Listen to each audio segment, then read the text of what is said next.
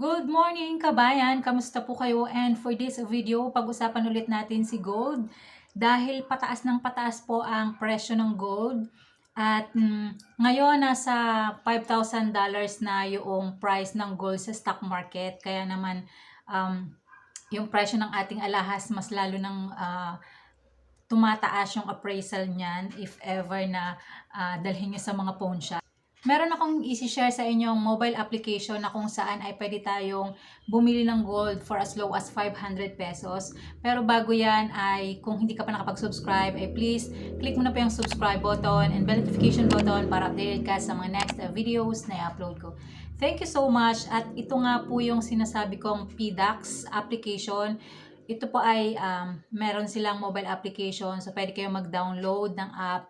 And then, meron din silang website. So, if ever na gusto niyo na gamitin yung app, it's okay. So, kung website, it's okay din. So, ito po yung PDAX. Ang ibig sabihin po ng PDAX ay Philippine Digital Asset Exchange.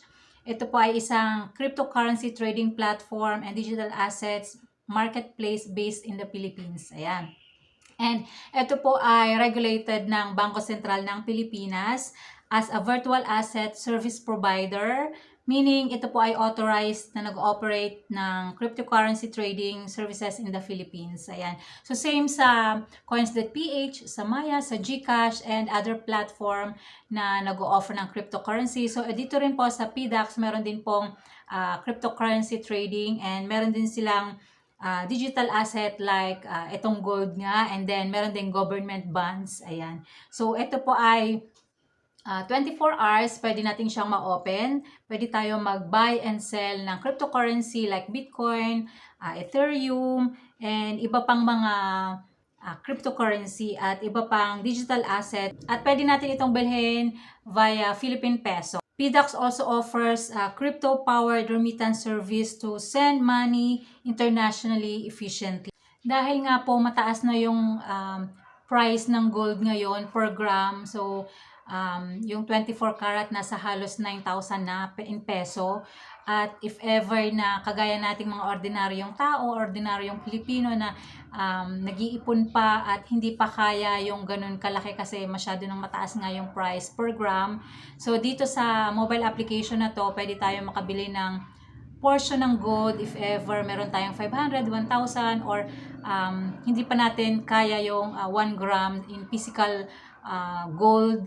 Paano ba magkaroon ng PDAX account? So, kailangan mo lang mag-download ng kanilang mobile application or sa website, pwede rin ikaw mag-open ng account.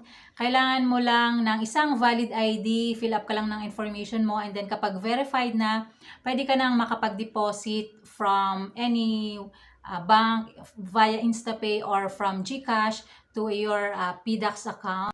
And kapag nasa PDAX account na yung diniposit mong pera, ay pwede ka nang makapag-buy and sell ng cryptocurrency or ng gold. So tara, let's mag-screen record tayo. Papakita ko sa inyo yung platform kung ano ba yung meron dito sa PDAX para meron na kayong idea before kayong mag-download or mag-create ng account dito sa PDAX. Ito po yung itsura ng ating PDAX dashboard. So, meron na akong verified account dito sa PDAX. And kung gusto nating mag-cash in, pwede tayo via InstaPay, QRPH, PesoNet, online transaction, over-the-counter, and for large amount for more than 50,000 pesos and up. So, within 1 hour ma-receive yung transfer once confirmed. And then, sa crypto, ayan, pwede tayong mag-trade sa mga cryptocurrencies. And for sa bonds, yan, wala pa tayong account. Hindi pa ako nakapag-start ng application. Ibig sabihin, hindi pa ako nakapag-invest. Ayan. And then, dito sa gold, ayan, kung makikita niyo dito, yung gold, 1 gram gold is equivalent niya or ang price niya as of this moment is 9,674.788 in peso. So, ito po yung price niya ngayon. Kasi anytime pwede po yung magbago. Pwedeng mababa, pwedeng tumaas. Ayan. Kasi based po ito sa price sa stock market. And open po ito for 24 hours. So, pwede siyang magbago anytime. And once maklik natin yan, ayan. Kapag bibili tayo dito sa baba, makikita niyo yung market buy price. Ayan, nasa 9,877.757 in peso. Kung ma-check nyo na mas mataas siya compare doon sa price kanina na binanggit ko kasi dyan sila kumikita itong platform na to. Meron silang cut.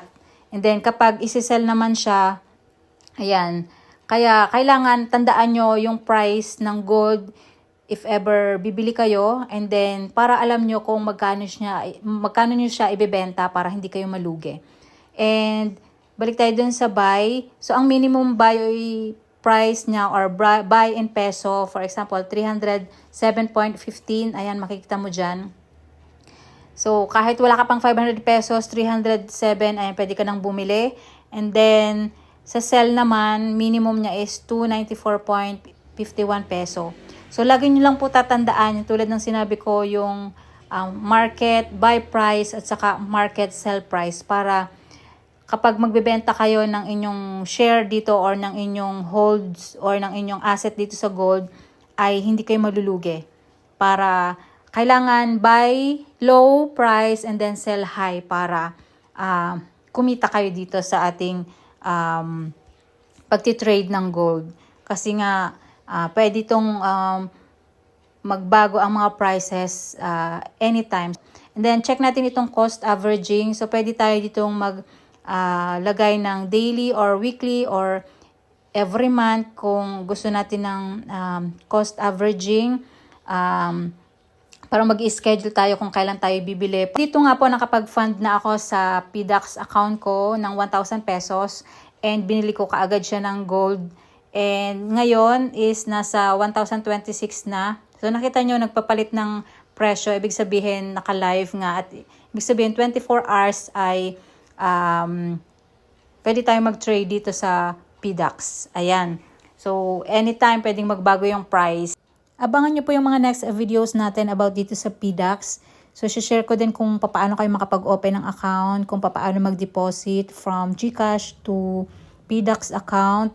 And kung paano kayo makapag-buy ng gold or ng crypto, or if ever meron ng available for bonds, mag-start tayo ng application. So i-share ko din po yung mga pwede ko pang ma-experience or exploration dito sa PDAX account natin. So ayan lang po muna for this video. Thank you so much for watching. At kung hindi ka pa nakapag-subscribe, ay please click mo na po yung subscribe button and bell notification button para updated ka sa mga next videos na i-upload ko. Thank you so much!